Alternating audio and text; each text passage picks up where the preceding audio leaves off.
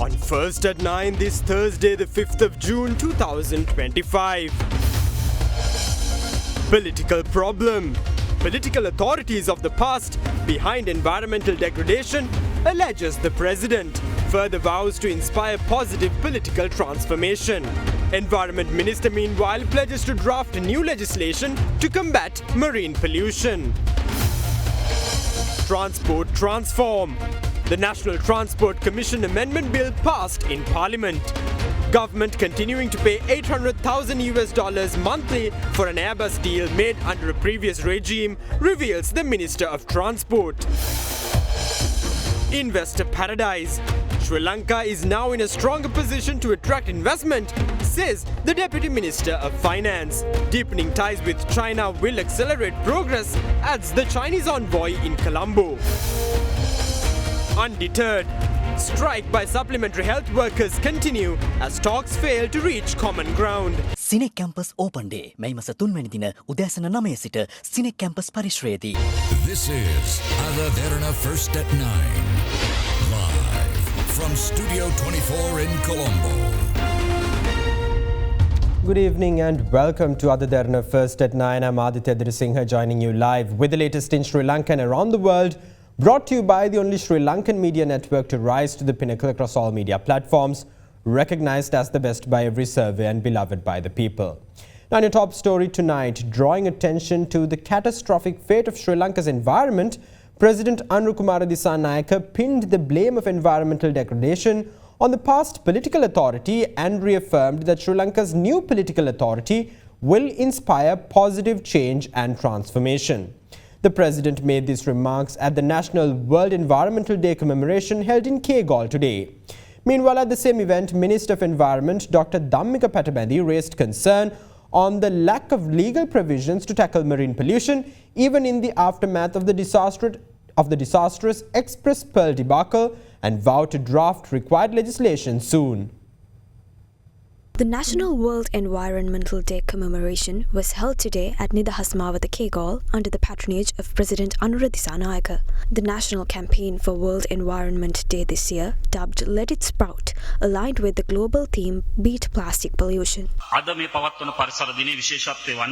This year's National Environment Day commemoration is quite special. That is because we have managed to gather all groups involved in environmental conservation to celebrate this day together. We took several significant decisions to protect the environment. A key environmental concern that demands our attention is marine pollution. These concerns claim the limelight in the aftermath of the Express Pearl disaster. Even after such a catastrophic disaster, Sri Lanka's legal infrastructure has not been equipped with the provisions to address concerns relevant to marine pollution.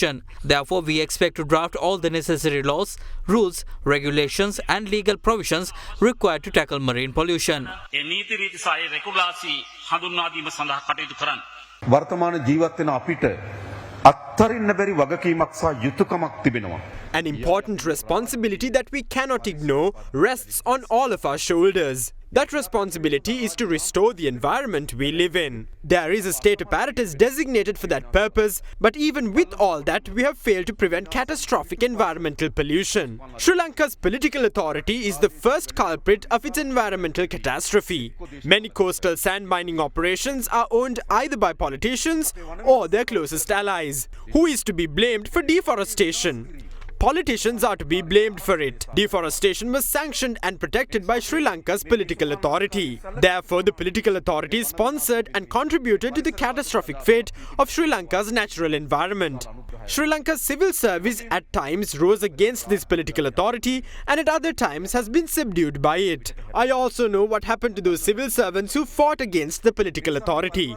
To inspire change and transformation, we as the new political authority will grant our fullest support. I also believe that it is time for the state sector to rid themselves of their old habits and to embrace positive change. I reiterate the importance of adopting this change. If change is not adopted, change will be imposed. Meanwhile, Prime Minister Dr. Harini Amarasuriya too commemorated the World Environment Day today by planting a tree at the premises of the Ministry of Higher Education and Vocational Education. Another tree planting ceremony was organised in Battaramulla under the patronage of Minister of Transport, Highways, Ports and Civil Aviation, Bimal Ratnayaka. චන්දුරුසුමේ කාගෙත් මන අපේ සිංහ TV සඳහා සුපිරි deal. Now, Deputy Minister of Finance and Planning Dr. Harshana Surya Peruma claims that Sri Lanka is now in a better position to welcome investments as the country has seen improved political, economic and social stability compared to recent years. He made these remarks while attending an event in Colombo yesterday. Meanwhile, the Chinese ambassador to Sri Lanka, Ki Zeng Hong, who was also present at the event, notes that bilateral trade between the two nations increased by over 30% in 2024. He adds that Sri Lanka's progress is expected to accelerate as cooperation between Sri Lanka and China continues to deepen.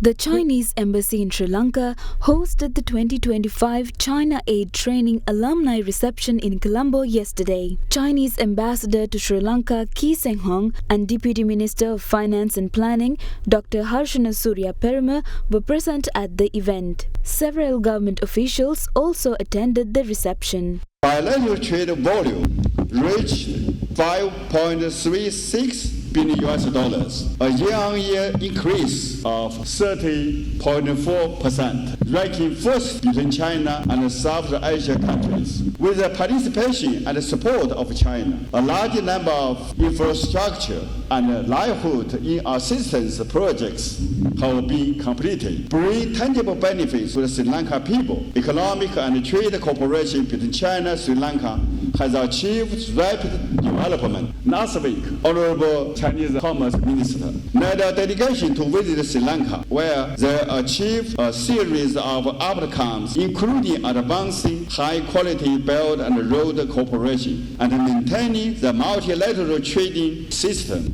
The prospects are promising and worth celebrations. Against the current backdrop of the global uncertainties, the deepening of cooperation between China and Sri Lanka has become even more significant.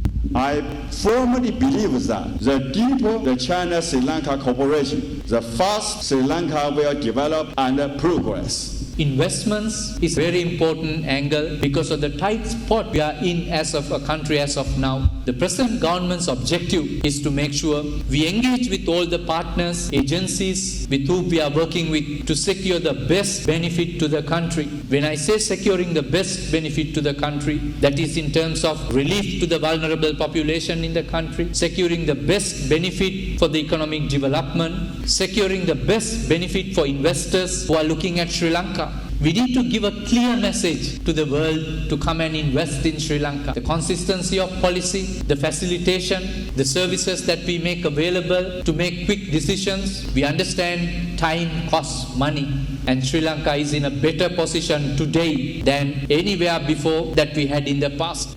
The mandate that people gave is to ensure we implement the policies, make decisions to make business happen faster, to bring down the cost of doing business, to ensure Sri Lanka is seen as a destination favorable to do business, policy consistency, economic stability, and welcoming investors. There are global developments that we need to be conscious of. We have thin margins as a country. The flexibility that we have as a nation is different to another nation who may not be going through a situation like what we do. Our reserve positions, our currency positions, our exchange rates, we need to be mindful of all those fronts to ensure when we start to repay our debts, our reserves are in a stronger position.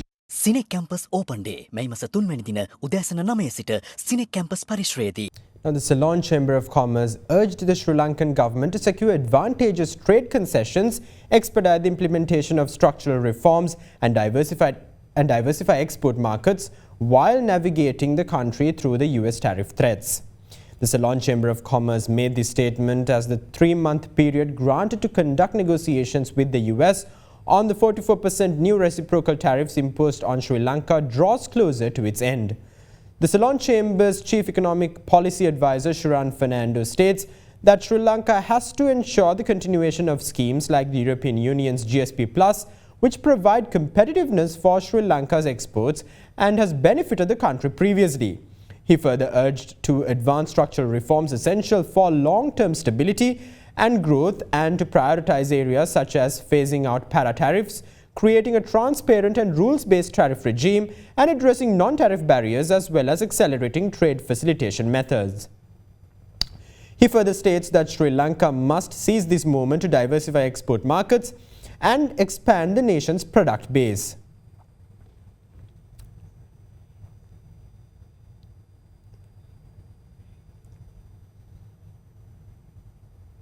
Now, the National Transport Commission Amendment Bill was passed in Parliament today. Meanwhile, Leader of the House, Minister Bimal Ratnayaka, states that due to irregularities in the Airbus deal made under previous administrations, the government is currently paying a monthly sum of $800,000. He further notes that the amount is 3 times the monthly lease payment for the newly acquired Airbus aircraft that arrived in the country yesterday. A question has been raised as to whether cultural and religious centers affiliated with Israel are being established in Sri Lanka. The answer is yes. 4 such centers have been reported in Potuville, Waligama, Thimbrigasaya and Alla. Out of these 4, 2 have obtained legal clearance, while the ones in Potuville and Thimbrigasaya have not yet been registered. The registered centers are incorporated with the Department of the Registrar of Companies on April 21st, 2022.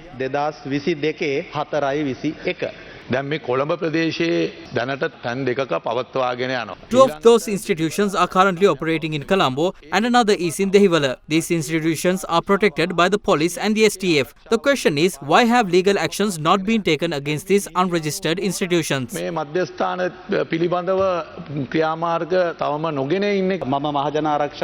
inquired from the Minister of Public Security and was informed that police and STF protection has been withdrawn. He stated that further details can be discussed if necessary. However, police protection is still being provided. When such institutions receive police protection, legality is inferred. The government itself acknowledged that these institutions are illegal, yet security is being provided. These two realities are contradictory and cannot coexist. We acknowledge the complexities involved. We agree that solutions are needed. However, we must treat all tourists entering the country equally and fairly. A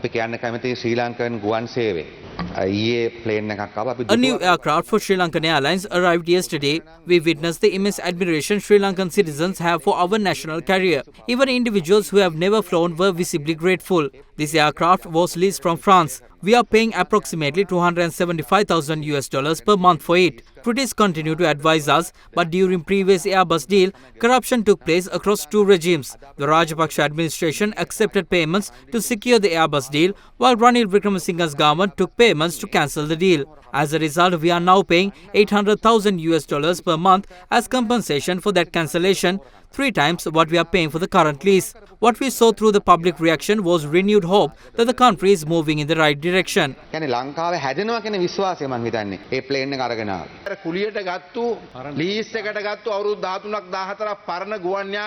government leased a used aircraft that is approximately 13 to 14 years old. It was previously operated by Garuda Airlines, which is ranked below Sri Lankan Airlines. The government must be more concerned about economic development in the grassroots. Businesses can grow only when the country develops. Ranil Wickremesinghe did manage to stabilize the economy to a certain extent. However, even with a 159-seat parliamentary majority, this government has failed to take the economy forward. Yes, this aircraft is leased. We will operate it for 8 years and then return it. It is true that this is not a brand new. Acquiring a new aircraft would require a custom bill. It will take years for us to obtain one. If we choose a new aircraft, we would be paying around $1.3 million per month. Given these constraints, we are moving forward with realistic phased development plans. From January 2025 to May 31st, a total of 4,728 road accidents have occurred, resulting in 1,103 fatalities. In this context, concerns have been raised about issues in the public transport system. Sri Lanka's road network spans 119,382 kilometers and there are 8.5,028,002 registered vehicles in operation. The National Transport Commission currently has authority to regulate only inter-provincial private bus service, which totals 3,179 buses. There are 19,762 private buses operating within provinces which are outside the NTC's jurisdiction. In total, the NTC only regulates about 11% of the country's bus fleet. Additionally, there are approximately 40,000 school vans and buses, 1,186,220 three-wheelers with around 80,000 operating as informal public transport and about 6,000 vehicles used for office transportation. None of these are currently under NTC's regulatory oversight. Altogether, this totals 153,941 public transport vehicles, of which the NTC has authority over only 3,179, just 1.9%. However, with the passage of a proposed new act, the NTC will be granted authority to regulate all of these vehicles, ensuring a more structured and safer public transport environment. මේ සියල්ල නියාමනය කිරීමේ බලය ලැබෙනවා ගමනාගමන commission සභාවට. ජාතික ගමනාගමන commission සභා සංශෝධන 50 කෙටුම්පත තුන්වැනි වර කියවා සංශෝධන රහිතව සම්මත කරන ලද බව දන්වනු කැමැත්තෙමි. Now, in a recent report, the World Bank states that nearly 1.8 billion people across South Asia will face extreme heat risks by 2030. However, income constraints and market failures are forcing many to rely solely on basic coping strategies. The World Bank urges governments in the region to act swiftly to eliminate barriers that hinder effective climate adaptation. It calls for expanded access to finance and increased investment in public infrastructure to support individuals and businesses in managing climate-related risks. Titled From Risk to Resilience, Helping People and Firms Adapt in South Asia, the World Bank report says the South Asian region is the most climate vulnerable among emerging markets, with 89% of the population projected to be exposed to life-threatening heat by 2030.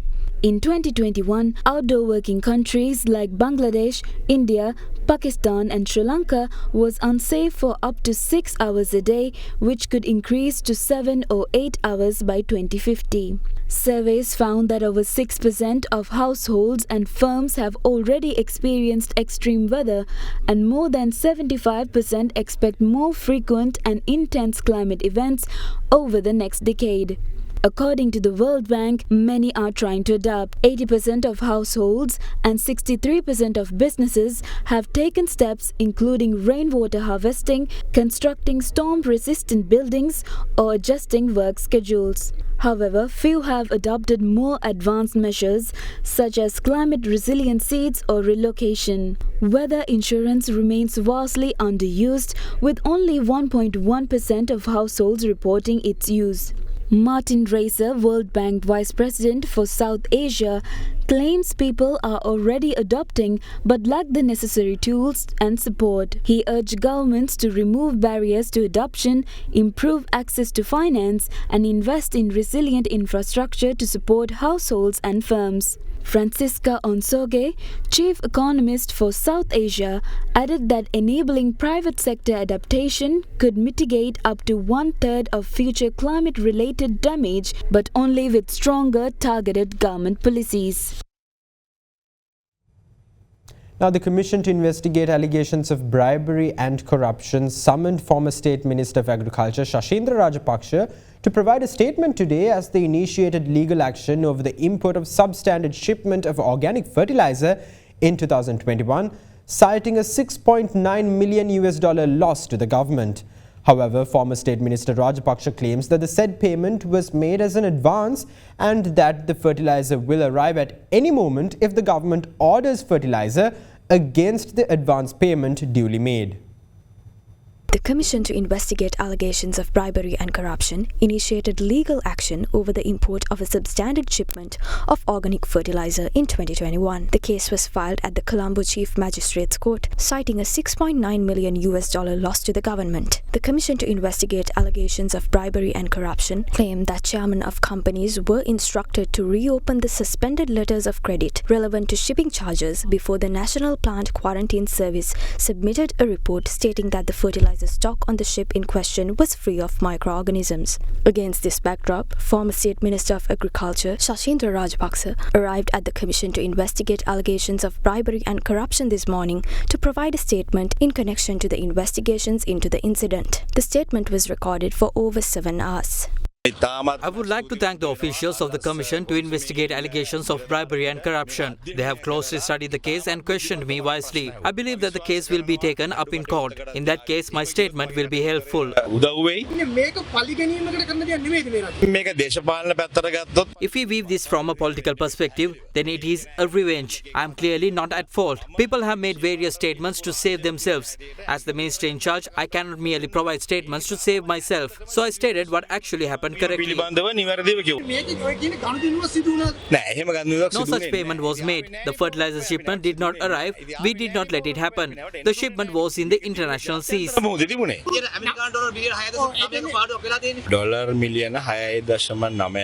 payment of $6.9 million was made under the instructions of the Attorney General after this was finalized. The final decision was to make the advance payment and to bring the required amount of fertilizer in accordance with the payment. The government has to just state which fertilizer they want. They will deliver it tomorrow. In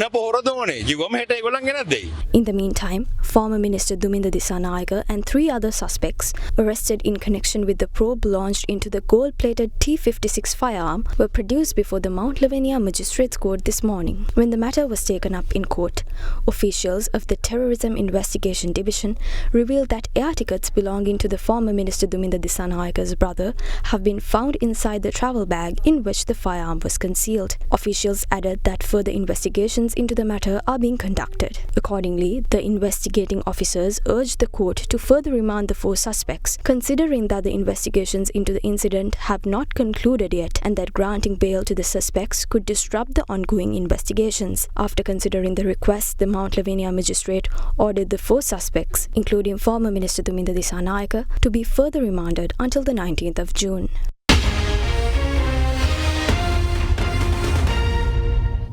Welcome back. Now, the Joint Federation of Paramedical Professionals announced that the token strike action, which commenced at 8 a.m. today in several hospitals, will continue tomorrow uninterrupted. Commenting on the ongoing strike action, the Minister of Health and Mass Media, Dr. Nalinda Jayatissa, states that the strike action is being launched over political ambitions and that a discussion with the relevant stakeholders will only be granted once they report to duty. The 24-hour strike action commenced at a number of hospitals, including the Colombo National Hospital, National Eye Hospital, and the Kalubovila Teaching Hospital. The Joint Federation of Paramedical Professionals stated that the strike action will not be initiated at the cancer hospitals, maternity and children's hospitals, kidney hospitals, and the National Blood Bank. They also claim that emergency and essential treatment services will not be interrupted. Addressing the matter, the Deputy Director of the Colombo National Hospital, Dr. Rukshan Bellana, stated that the daily operations at the Colombo National Hospital commenced as usual despite the ongoing strike action. The entire healthcare system, not just the Colombo National Hospital, is operating in full swing, undeterred by strike actions. Surgeries are being conducted, theatres are open, the OPD and clinics are all fully operational. When I was an office bearer of the GMOA, I urged the authorities to not grant degrees to these individuals. I urge all doctors to take up more responsibilities in relevant labs and X-ray units. According to the Joint Federation of Paramedical Professionals, the 24-hour strike was launched today over the Health Minister's failure to grant the meeting as previously agreed. The Minister of Health and Mass Media, Dr. Nalinda Jayatissa, stated that the government is ready to face the strikes and that a discussion will be held only after they report to duties. This strike action is political, nothing more. We will not hold discussions with anybody who holds Sri Lanka's healthcare system hostage and plays games with it. This is not a game. They launch 24-hour and 48-hour strike actions once or twice a week. We are ready to face this issue. Please report to duty. We are ready to hold discussions if they return to their respective offices. Meanwhile, after subsequent discussions this evening, the Joint Federation of Paramedical Professionals announced that the strike actions will continue tomorrow uninterrupted. They further claim that if the Health Ministry remains silent, more strike actions will be launched by next week. Now, it was revealed before the Committee on Public Enterprises that the controversial soil excavation that had taken place at the Sabargama University premises had been conducted upon a request by a councillor of the Imbulpe Pradesha Sabha.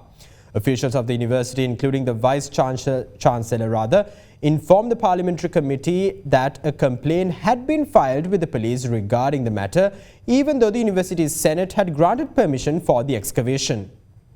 2022 වර්ෂයේදී ඉඹුල්පේ ප්‍රාදේශ සභා මන්ත්‍රීවරයෙකුගේ පෞද්ගලික ඉල්ලීමකට අනුව කොන්ත්‍රාත්කරුවෙකුට විශ්වවිද්‍යාල භූමියෙන් පස්කියු 500ක් නොමිලේ කපා ගැනීමට පාලක සභා අනුමැතිය ලබා දී තිබීම. දැන් මේ පස්ටික් කපා ගන්න අවසර දුන්නේ කවුද? කවුරුත් අවසර දුන්නේ නැහැ සර්. අපි නොදැනුවත්ව කපාගෙන ගිහිල්ලා තියෙනවා. මේකේ ආරක්ෂක අංශයක් තියෙනවද? ඒ කියන්නේ පස්කියු 500ක්. පස්කියු 500ක් කියන්නේ සර් ඒක පෙස්සමේ ගාන. මේකේ හරි පෙස්සමේ ගාන නෙමෙයි. මැනලා කපපු තැන මැනලා ගණනය කරාම එන ගාන පස්කියු 500. නෑ සර්. මේකේ ප්‍රාදේශීය ලේකම්තුමියට තමයි මේ ඉඩම අයිති. අපිට අයිති නෑ. මගෙන් ප්‍රාදේශීය ලේකම්තුමිය ලිඛිතව අහනවා ඔබතුමා මේකට අවසර දී තිබේද නැද්ද කියලා. මා එතුමියට ලියලා අරිනවා මම මේකට වාචිකව හෝ ලිඛිතව අවසර දීලා නැහැයි කියලා. නමුත් ඒ සමාගම ඒ කටයුත්ත කරගෙන ගිහිල්ලා තියෙනවා අපි දැන් නොදැනුවත්ව. පස්සේ ප්‍රාදේශීය ලේකම්තුමිය විසින් පතල් කැණීමේ කාර්යාංශය සහ තක්සේරු දෙපාර්තමේන්තුවේ සහයෝගය ලබාගෙන වැලිඩේෂන් එකක් අරගෙන තියෙනවා. ඒක තමයි පස්වල ගාන සහ රාජ්‍ය භාගය 2,04,437,775ක් රජයට ආයුතු මුදල් අය කරගෙන තියෙනවා. අනුමත කලේ මොකක්ද ඒතර පාලක සභාව? අවසර දුන්නේ අර ප්‍රාදේශීය සභාවේ සභාපති සහ ඒ සභිකයෙක් විසින් දීපු ඉල්ලීම. දැන් මේක ප්‍රාදේශීය ලේකම්තුමාට අයිති ඉඩමක් නම් ඔබතුමාලා කොහොමද මේක අනුමැතිය දෙන්නේ? මේක අපි කුසිකර්ම පීඨයේ ගොවිපළ වශයෙන් භාවිතා කරන හරි අයිතිය තියෙන ප්‍රාදේශීය ලේකම්තුමාට ඔබතුමාලා කොහොමද නිර්දේශ දෙන්නේ? පස් කපල ඉවත් කරන්න කවුන්සිල් එක තීන්දුව ගත්තේ කොහොමද? අපිට බලයක් දීලා නැහැ සර්. එහෙනම් ඔයගොල්ලෝ කොහොමද කවුන්සිල් එක අනුමත කරලා දුන්නේ ලිපියක් ප්‍රාදේශ සභාවට? කවුරුත් දන්නේ නැතුව තමයි මේ පස් ටික අයින් කරගත්තේ කියලා ඔබතුමා කිව්වද නැද්ද? ඔව් මම කිව්වද මම නොදැනුවත්ව උන දෙයක් කියන එක තමයි මම කිව්වේ. දැන් ඔයගොල්ලෝ අවසර දීලා තියෙනවනේ අවසර දීලා තියෙනවනේ මේ පාලක සභාවේ. අවසර දුන්නට සර් ඒක මම පාලක සභාවේ ලේකම්වරයා වශයෙන් ප්‍රාදේශ සභාවට ලිව්වේ නෑ මේකට අවසර දීලා. ඔබතුමා මේ පාලක සභාවේ දා හිටියද? ඔව් මමනේ ලේකම් සර්. එතකොට ඔබතුමා නෑ ඔය තියෙන ඔය හරි ඔය ටයිප් එකේ අය අපිට හම් වෙනවා හැම අවස්ථාවකම මේ කෝප් එකේ. එතන security එකෙන් දැනුවත් කරලා තියෙනවා අර කියුබ් 4 ටිපර් වලින් වාහන නම්බර්ස් එක්කම දැනුවත් කරලා තියෙනවා security එකෙන් 4 ඒවා 45ක් යපුවා කියලා. ගරු සභාපතිතුමනි මම පොකුළුපති වශයෙන් එන්න කලින් මේ සිද්ධිය වෙලා තිබුණා.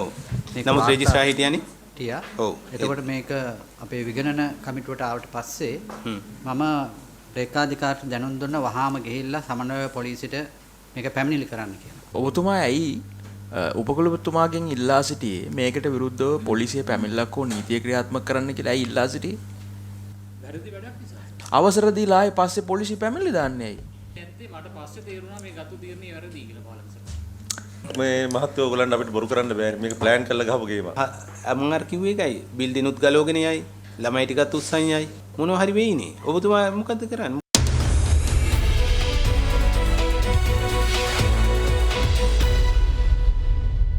Now in your business news, the Colombo Stock Exchange closed on a positive note today, aided by gains in counters such as John Keel's Holdings, Sampath Bank and Hatton National Bank. The benchmark all-share price index climbed 0.47% to settle at 17,434.94 points. Meanwhile, the more liquid S&P Sri Lanka 20 climbed 0.53% to end at 5,186.78 points. Market turnover crossed $5.5 billion US dollars. Rather 5.5 billion rupees. The capital goods sector was the top contributor to turnover, followed by the diversified financial sector. Foreign participation in market activity remained at subdued levels, with foreigners closing as net buyers, purchasing shares worth 164 million rupees.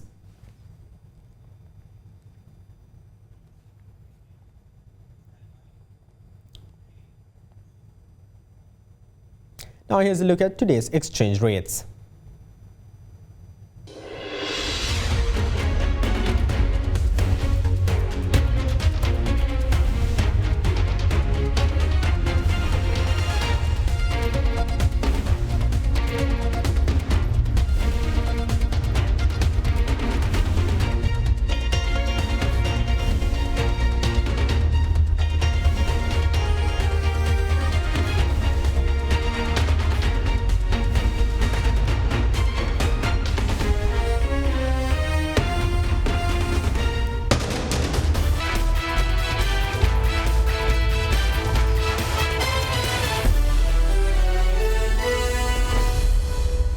Now in your sports news, former Sri Lankan cricketer Sachitra Senanayake has been indicted by the Attorney General at the Hambantota High Court on charges related to match fixing during the 2020 Lanka Premier League.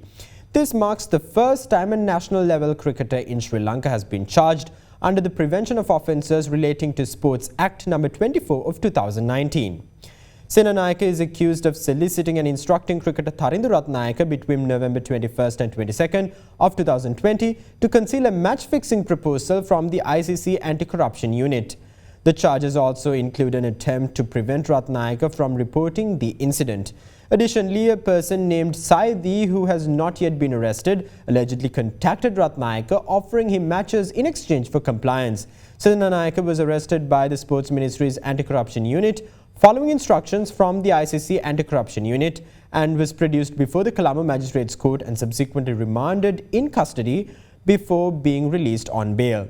The case is being prosecuted under the guidance of Additional Solicitor General, President's Counsel Sumati Dharmawardana after reviewing forensic evidence and other material related to the incident.